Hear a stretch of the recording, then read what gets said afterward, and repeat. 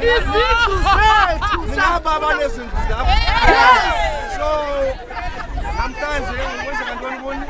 Bayakhutshwa njengoba lapha kukhona sathi sifumane izindlu zethu.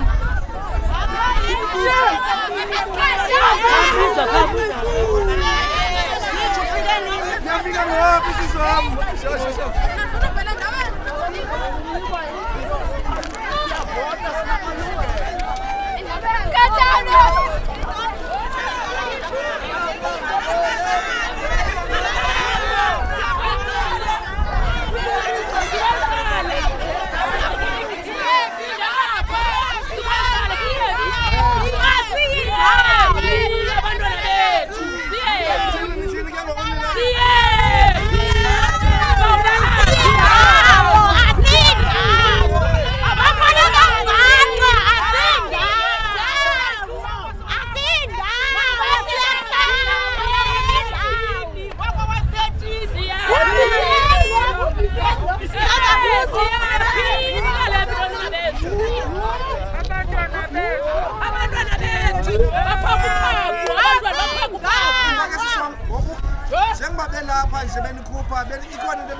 Asilende iviction letter yabo thina asiyazi nokuzokhutshwa abantu thina asiyazi and asiyazi nesiyikhutshelwayo now nini umuntu wayinifakile nifakile nani khabile okanye kwenzeka ntoni asinazi impendulo asinazi impendulo Sangene zesikhabe.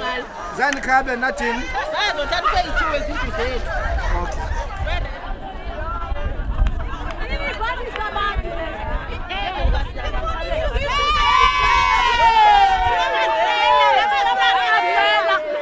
bathi bona bayindawo nje ufikile papa uzanethi fikile silapha sihlezi silala hamba silapha andifuna qhubeka asindawo nina ningaba abantu abahlala abantu abayindawo soyapi sizawuyana ndawo zokuzobukela sizobheka phi uthoma sithingo siphelele sikwandawo baba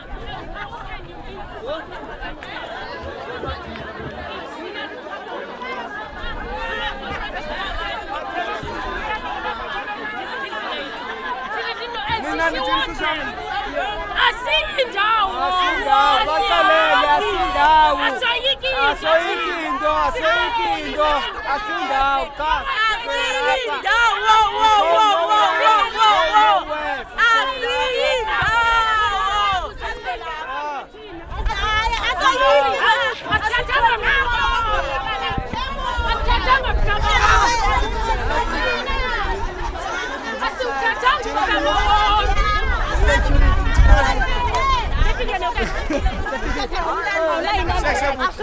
Right later khona nani right Right now, sisihlahla ngoba kuthumela ne? Ufuna uthetha. ufuna wena welipicala mama welithe Ikhutshwayo. Sawuthethela abantu abakhutshwayo. hayi thetha ndikunothela Molweni bethuna. Ndingumhlali apha eBetter Life. Osuka ewa13. Apha eBetter Life sifikela iRed Enter lentsasa. Uba kutheni asiyazi. Sizibhalile izinto eziya ku-office kameya ezifana nememorandum, ne-petition, ne-letter. Khange siphenduleke. Ngoku sibona sakufika zi-Red Ends. And ke ngozifika nje zi-Red Ends azikhange sithethe lokuthi asinane-letter ethi masizokhutshwa esibhalele i-office. Ngoku thulile ngasikhupha. So asiyazi ba ngosizoya thina xa sikhutshwa kolu hlobo. Singabahlali kweli lizwe lase-South Africa. And apha uwa13 uhendisha abantu bezinye iwadi. Kodwa thina sikhona silapha. Mna ndimdala ndikule age. Kodwa ndiyakhutshwa endlini. Kufaka abantwana abasuka abancinci ama-2000. Sicela uncedo singabahlali balapha. Sicela nisincedo. Nawo lo mzuzu siyacela siyanibongoza abahlali baba. Bantu baphezulu. Enkosikazi. cela nibheke ngaphaya cela nimuvele ngaphaya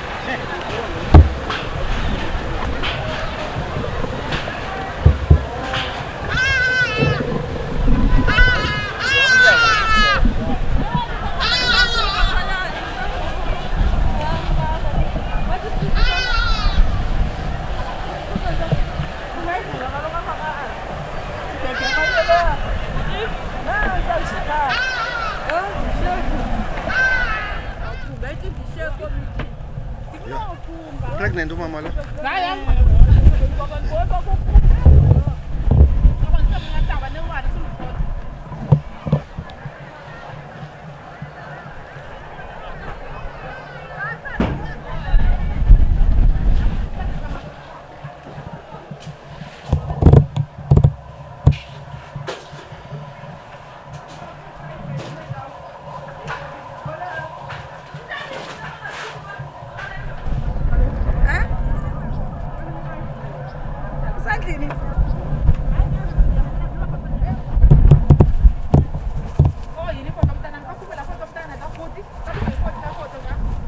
Okay. So bazikhupha ngokwabo.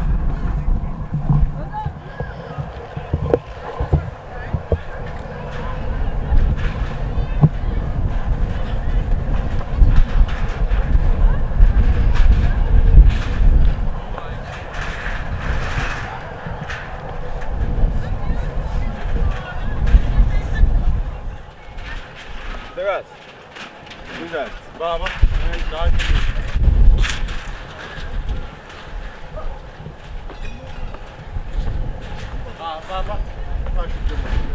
Yep. Hayi bra kaloku ungakhuleki. No sundibamba kaloku mna. Ya kodwa ungayisho. Kaloku bra. Awunondicela uba mandishute ntoni. Sundibamba tu bra. No, into ebengayifuni number plate. Kaloku bengayifuni number plate nje kuphela. On the public bra. Since sikiyekile kodwa number plate yona. Mkhulu kaloku. You're not doing me favor ngoba lapha mkhulu. Sekozi bhuti.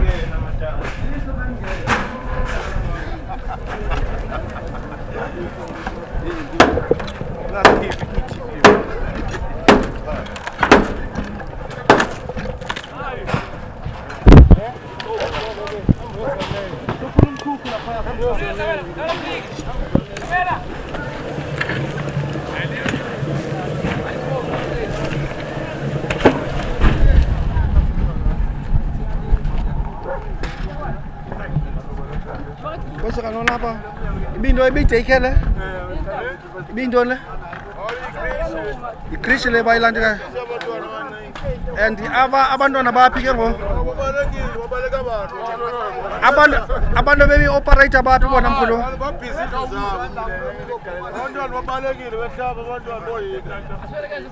And aba bayi2 bayi3.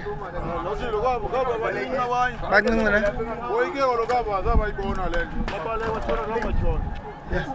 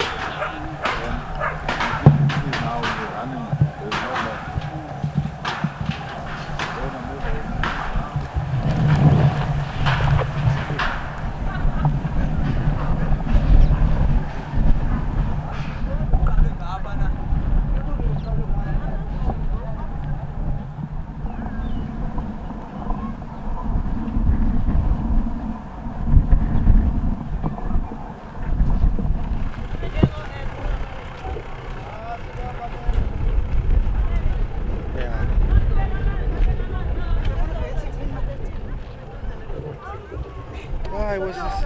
Bese ngapho ndathi. Njani bantwana? Siyaphila futhi.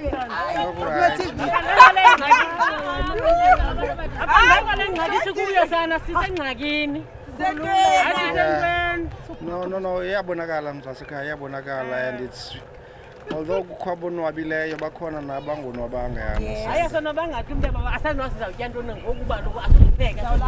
Sawulalaphi? Sisengxakini. Yeah. Siyazi into esikuyo. Yo. Hayi imeko sikuya siyazi. And now for uthutha ukuya somewhere. Siyapha sinandawo. And ndiyabona ngathi baze ngebus. It seems like they gonna camp here ngokubona kwami. Hayi, sawulala phandle nabo bawengxakile. Yeah. Hayi sawulala nabo tata. Because ndibona ibhasi zabo zabantu. Thiyo ayifuna uqala awusayiphandle. Hayi. Imali esinayo ikhura. Siphelele asinamali yebhaki. Even nobe situation embi mntase akahlekwa ne. Noba ecaweni ngoku ndiza kule situation imbi inje. Ilohlo Uma ecaweni ngoku ndiluze icawe ngoku ngenxa yebano Barrett. Okay, it's the first time nami ndibabona besebenza apha eBuffalo City, so it was i-experience nami ndiyababona indlela abasebenza ngayo. Siyaqala ubabona apha sidla ubabona emaJoburg nakwezinye indawo. It's the first time sibabona apha, so it's a special case lena ibizelwe ababizelwe yona le. Masibulele Nkosi.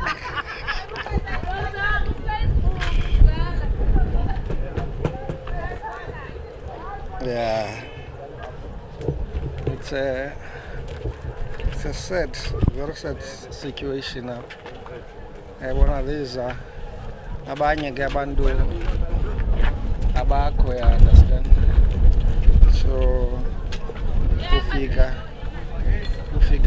if awukho still iyakhutshwa impahla ufika uyazifikela wena uzilandikele yabona bese beqalile kwa i-renovations apha ngaphakathi.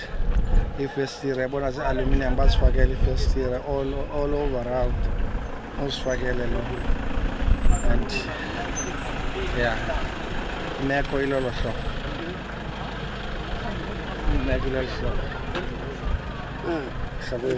sabulisa and yabona zimpahla zabantu ulahleka kwezinto but yeah you've got i-community nyani ke apha.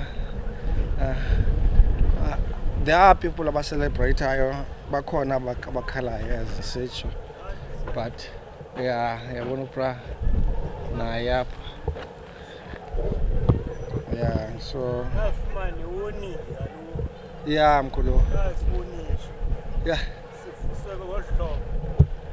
and kukho abantu bezindlu ke ngobona bathi izindlu zabo bona bayacelebrate kwelacala bonwabile bona at least ingalo beGG basewonini yeah basifumene iwoni abangxaki nalo nto leyo basinike indawo now usuka kwakho apha mkhulu with ezibahla masithi uyakwazi ke ngokuthutha namhlanje uzithuthela usapha kaloku njengazokuthela bazalengalo sasinawa lokuba inoba awasekho right yeah noba uyabona lide xesha laba more than 5 years sila 5 years nila kumele gali ke ngoli ngathini ke ngolwane lingabo yeah for sure kaloku ubona iplan na because more than 5 years without warning nakumeya nakukansile kaloku lana singabantu nasi sisithi kumele kubiza meeting then ke ukwenziwe lento kubana ekubeni bana singavumanga ukuphuma sibe sinikiwe i-warnings several mhlawumbe more ka-2 i-warnings kakube khona nomdlalo kunjalo ke Nkosi mkhulu.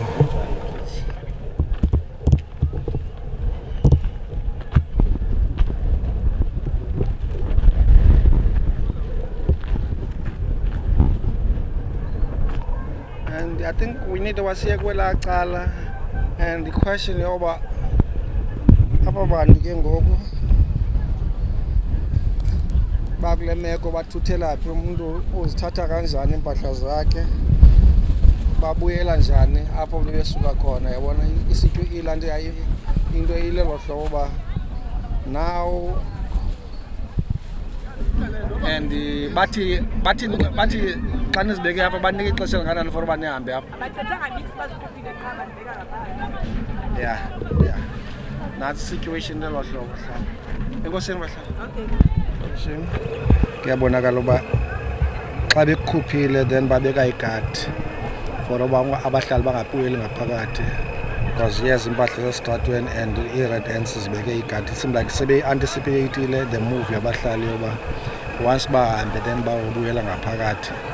But the question yoba if uke bazibekile apha because if yayijonga i-weather ikho right, if bazibekile apha izinto apha ngaphandle now bamove from apha bayaphi ebusuku, it's gonna be a situation whereby abahlali balinde bahambe nabo balinde kuhamba abahlali, so eventually someone will give in ahambe yena, I understand. So yes, situation. Zasifaka eTV-ni ngoku.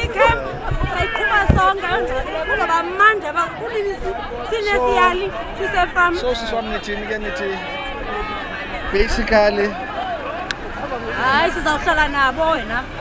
It's like yabona basengebhasi nazo ibhasi ziyajika and la move yo abahlali bakhutshwe then bahambe bangephinde bangena abahlali. It seems like there's a strategy basiplanele now and yabona bazophi, it seems like according ngokubona kwami ngathi bawubeka i-guards around yonke le ndawo. Sawuhlala apha. Yeah. Bathini. But i-question ilena ukuthi yabona if uyajonga phaa kwela cala sisiwami zithe zijikele zalandika wonke umuntu uphandle and aba bantu bamove bayaphi mntasekhaya. Hayi abanikho ndawo yokuba bazawuya kuyo. Kuthi ukuthi bazawuhlala phandle. Now uyaqalisa ukunetha imvula. Uyaqalisa ukunetha imvula kuthi bazawunetha phandle itsho into. Lokho sisaphi siswami. Kwenzeka ntoni nina? Hayi bhuti, singaba thina abantu bazi-beneficiaries. Nina ke ngoku actually le although usaid ukhupha abantu but yes. Nina niyavuya kwazi kudala nilandisa. How many years bhuti? Wena nayifumana singafumana ezinto. And now ke ngonamhlanje xa wenzeka le move nina ne-happy. Hayi si-happy thina kuba basihlukumezile. Sihlukumezekile silapha. Abantu bangene ngo-2021 apha and oko sasibacenga uba mabaphume ezindlini zethu. Uba sizile apha basileqa ngocelemba nemipu. Sisi-victims kubo thina. So sisonwabile manyani namhlanje. As bensitsho siswami sithi it's a sad situation, I understand. Kubuhlungu xa khutshwa umuntu endlini but at the same time nina abantu bebengakwazi ungena ezindlini zenu kumnandi. Hayi kumnandi. Ngehlobo lokubana kaloku uyabona ngoku xa ndine-title deed andinayo itshansi uphinda noba ndisekapa ndiserhawutini ndiphinde ndibhalise indlu nangoku because kwisistem kamasipala karhulumente ube uhlele egabini ibuhlungu ngelo hlobo because abanye abantu abo kwezindlu banezindlu zabo bahlala kuzo qha bazokhaba nje ngenxa yohlolo.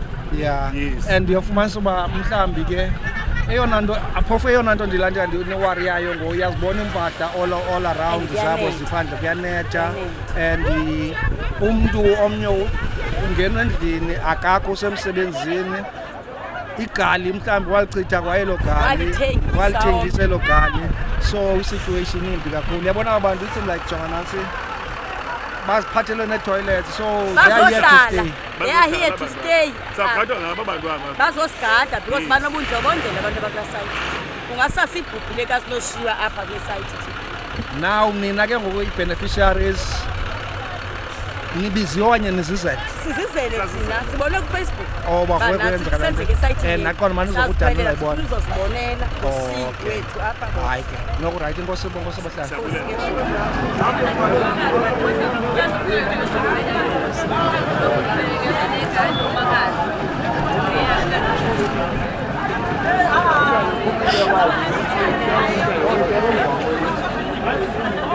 Nalapha kuse-hostile, you understand? And you've got, I don't want to disondele pha, you've got a meeting yabahlali balapha. I think ngabe kulicala lingapha, so they are holding a meeting yabo apho khona basadiscussa oba izinto zizohamba kanjani na. But as bensitsho, there are two situations apha. You've got abantu abahappy, you've got abantu abangekho unhappy. And it seems like ngobona kwam baya-strategize abahlali kwela cala, so ngobona kwam I'm not sure oba izohamba iphelele phi na.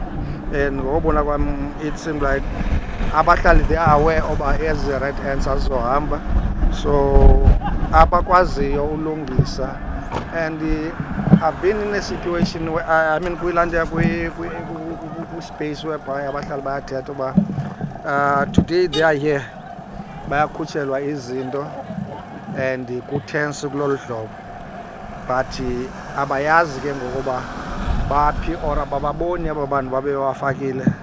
I don't want to biza ke imibutho or abantu abewafakile apha. The political parties ezazikhona zi-involved, the forums ezazikhona zi-involved, and couple of other community leaders ezazi-involved apha motivating abantu abazongena. And yilo situation wakhulwa there is less situation masiqale ngale iqhubekayo immediately pie back kuyakhutshwa kwelacala. It seems like abantu baza kwelicala and yayibona nje i-situation eqhubekayo apha ba-armed baza be-prepared a lot of guards abaza nazo and now nina nihleli apha nihleli nisenza ntoni apha ngathi yacala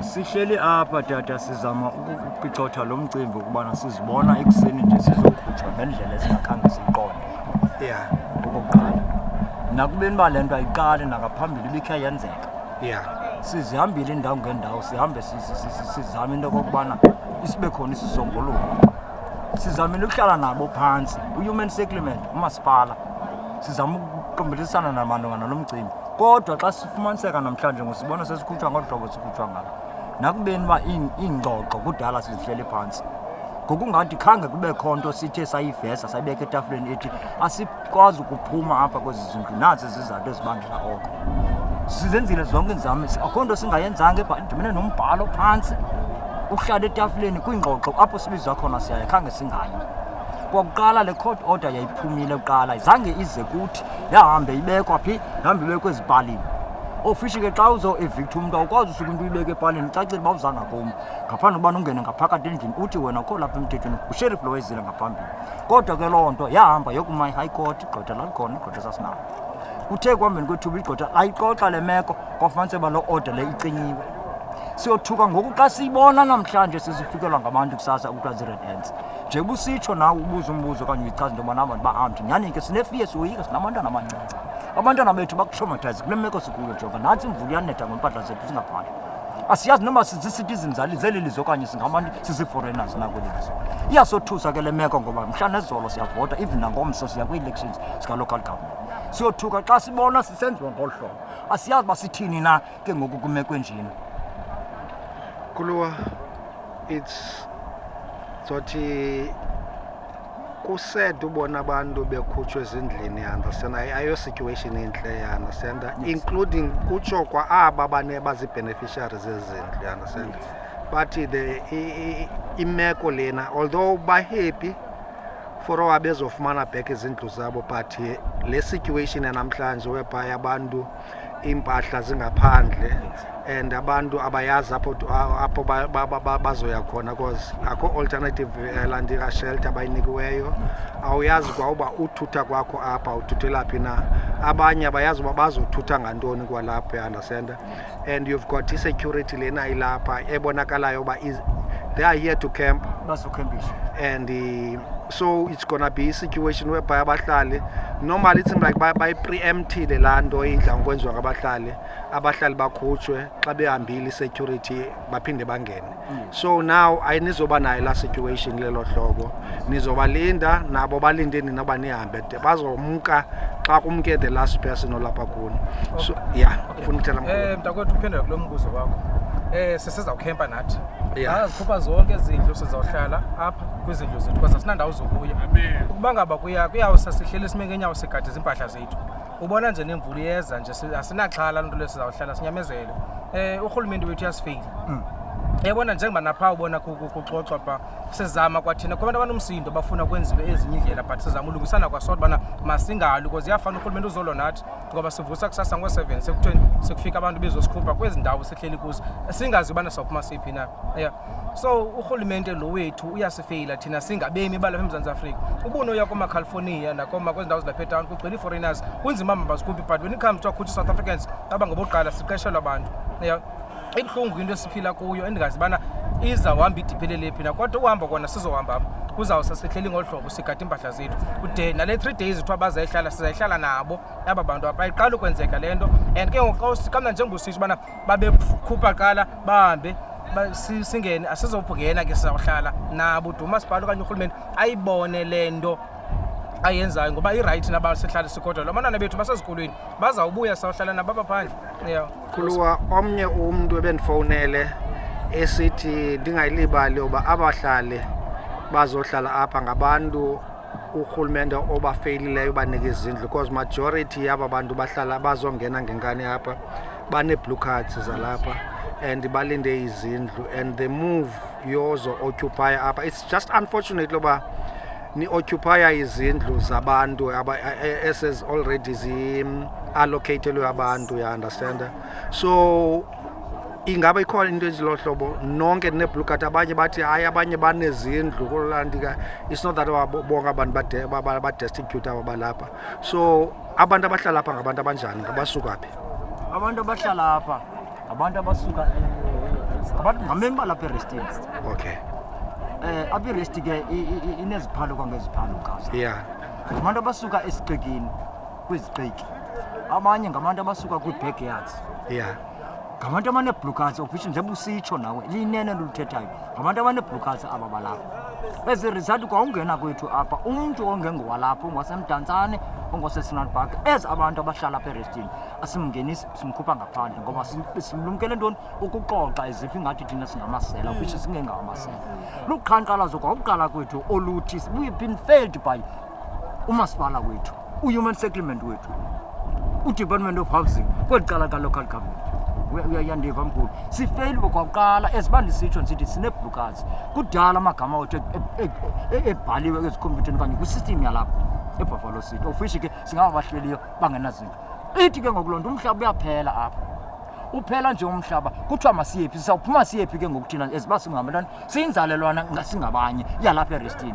sizawuphuma siyobekwa siyohlala phi xa kuzawusuka abantu abasuka from enye ivicinity bazo-occupy umhlaba bakhelwe kwindawo eyethu khuluwa umntu ebethethile sithi it's been 5 years nilapha kule ndawo and ni-occupy ezindlu ezinye nizi-occupy zingagqitywa ukwenziwa ezinye zi-occupy zigqityiwe ukwenziwa and yile ndithi kukho abakhalayo kho abacelebratayo understand abantu abebephunyelwe zizindlu apha because remember nabo abakhethanga uba mabazobekwa apha engabo iba ngu-human settlement oba-allocatayo now omnye ubhuti ebendithethe naye uthi even noba kuthiwa ke ngoniziyazi-occupya bafuna uhamba bona bafuna usuka kwenye indawo abakwazi unikwa ke nxa umntu se-allocatiwe le ndawo you understand so you've got i-situation whereby i-community kwayona e-divided khona yabona ethi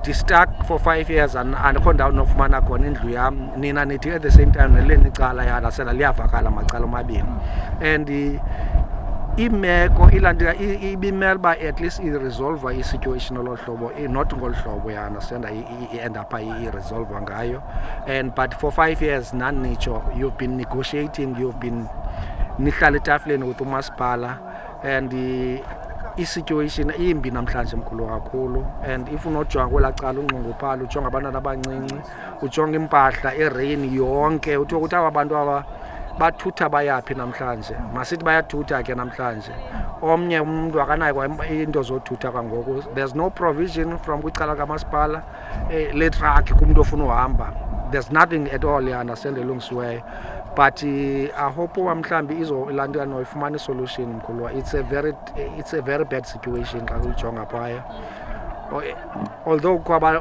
including nabo bendisitsho bensithi bathi bonwabile bafumana izindlu but xa beya kwelaa cala bayobona phaya it's not nice at all ubukela i-situation elahlobo but I hope uba izovela i-situation ikhona izinto efuna zonke ugqibezela mkhulu ya akho ndibuhlungu njengento yokuba ngaba uyabona apha xa kusakhiwa apha kuthiwa kwakhiwa labo abantu baseziphunzana kumhlaba waseRestin kwakhela abantu landa kuthiwa yi-New Life kwakhela abantu baseziphunzana kumhlaba waseRestin kwakhiwa indawo kuthiwa yiThembalethu kwakhela abantu baseziphunzana kumhlaba waseRestin umbuzo ke ume apha aba baseRestin xa kufuneka bakhelwe bona bazawukhelwa phi ngoba unoyezibhundlana kudala kusakhiwa into but izibhundlana amagala wapheli pha ahlala ihleli which is akuchithwa gali phayana athathwa umuntu obeka endaweni amagalo abasekhona into eyenzekayo ngakusuka umuntu enqamakho endaweni ethile awufakwela gala lufumene indlu apho which is thina abantu balapha eRestini sawuphela singenandawo yokwakhela ngoba nabanye xa sizoya apha sisuke apha sokwakhela umzekelo mhlawumbi kwa-17 kanye kwa-18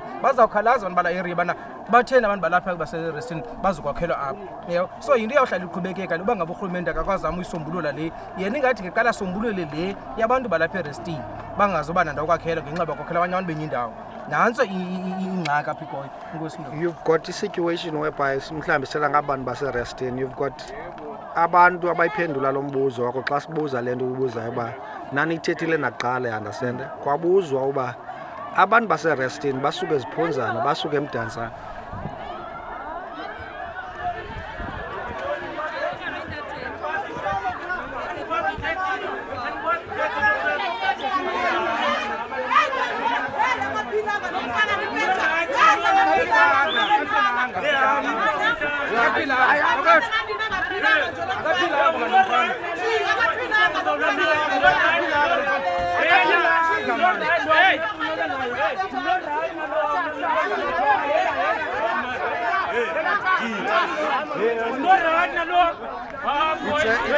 It's very tense situation.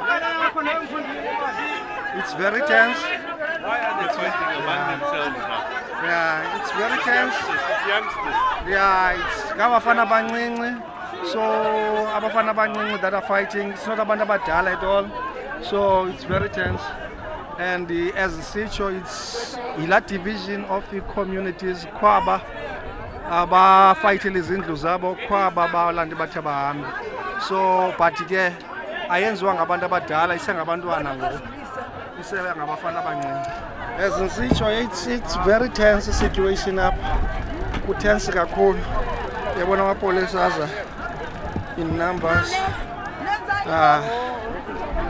It's so lento buyithetha ke mkhulu awusithi imeko ezimlenze uba nizongena apha zimeko ezinoludlo because uyofumanisa uba there is ilantika usisi lona yayibona nansi ilantika yakhe i-letter of approval of indlu nansi i-ID yakhe nazi ilantika zakhe nansi kwayi-position of in the area yeah understand so siswamuthi kwenzeke ntoni kuwo umuntu owayesihoyile pha okay okokuqala bhuti wami lento yeyomnye nam sitshatile but ke usemsebenzini umuntu owayesihoyile kwigame yokuqala phaya wayithatha i-blue card waphantsa ugqiba kwakhe uphantsa wakrazula laa blue card wayifaka emgqomeni ugqiba kwakhe uyifaka emgqomeni wathi umhlaba wokwakhelwa anikazi ukwakhelwa ngoba umhlaba awukabikho sabuya inoba after 2 years saphinda sawufuna xa siphinda sibuya same person wasifuna i-blue card siyamxelela into yobana kaloku yakrazulwa nguwe le blue card nguwo wayekrazulayo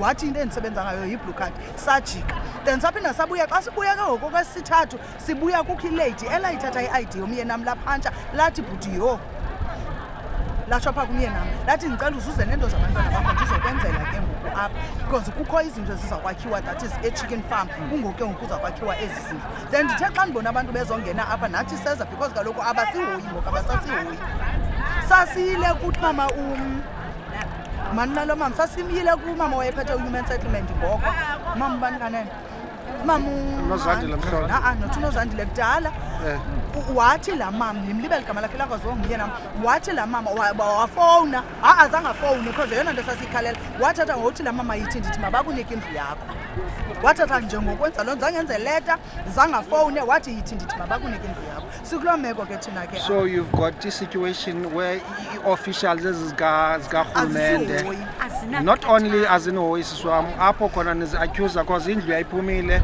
and mhlawumbi bazinika abanye abantu ngose-approviwe and ezibesitsho ubhuti apha nizongena apha in protest of ezo nto ezo uba nifuna kuhoye nezo situations and we did go to umhlawuli for the situation sathetha nomhlawuli samxelela umhlawuli sinale nto umhlawuli into ayithethileyo kuthi uthe uzawufowunela lo mntu lo ukhupha izindlu matshisi wamfowunela ngoku wabuza wathi umatshisi ndizayihoya isituation yabo bahlala phi ngoku wathi umhlawuli bahlala apha kwa-13 qha akacacisa uba bahlale kwa-13 till today into esasiyifuna kusasingena apha sasibiza ikhwelo kurhulumente.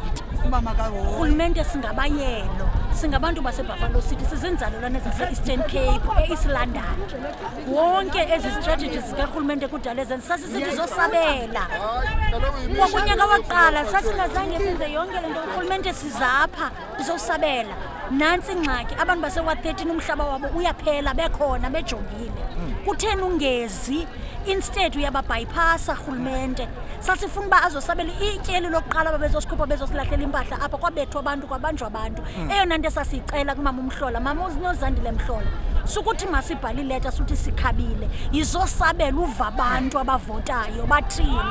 Akazangeze kule minyaka mihlanu sikhavarishleyo sihleli apha. This is the second eviction esinayo kule minyaka esihleli apha. Akukho nomnye kulo rhulumente weBuffalo City. Simyeke uBuffalo City because ezi zindlu zikwi-incompletion stage.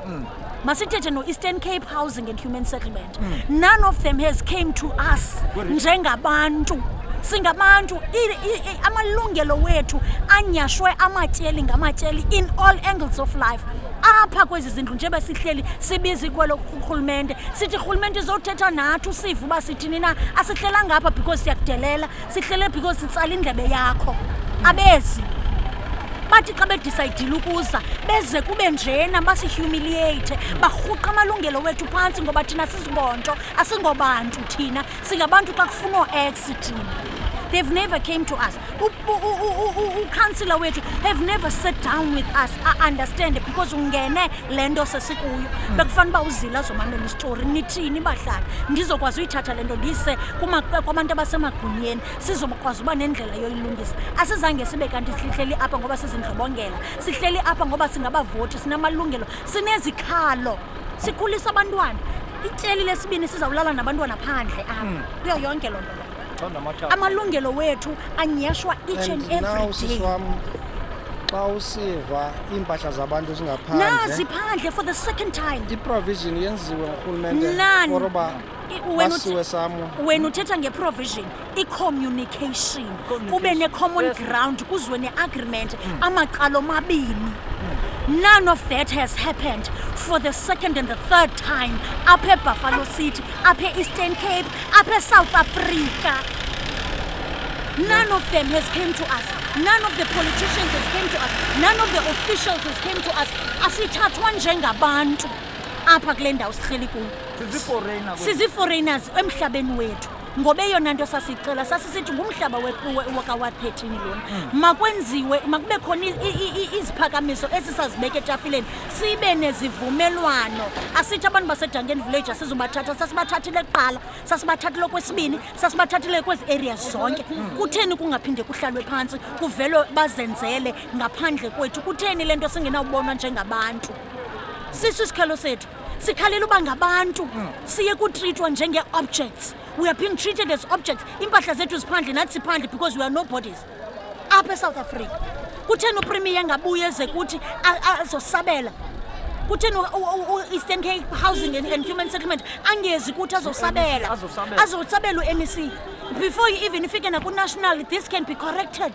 But ayikwazi ukwenzeka loo nto into yenza urhulumente uyasilwisa. Usilwisa nabantu esizalwana nabo baseDuncan Village. Usilwisa nabantu esihlobene nabo esizalwa nabo. Silwiswa ngurhulumente. Urhulumente wethu is doing what we call divide and rule. Divide and rule. That is what they're doing. Bafuna abantu bajongane ngezikhondo zamehlo ngento engekho. Ngenkohlakalo because basebenzisa amagunya wabo abawanikwe sithi. Kutheni bengakhange basihlalise phansi ku-understandwe kohlulwe lomhlaba phakathi ngendlela efanelekileyo. If to abantu baseDuncan Village abanandawo senza kanjani to meet each other halfway? What they do, they give people documents that are invalid to come and produce to us. Why? Kutheni urhulumente sihlukumeza efuna singangcwabani?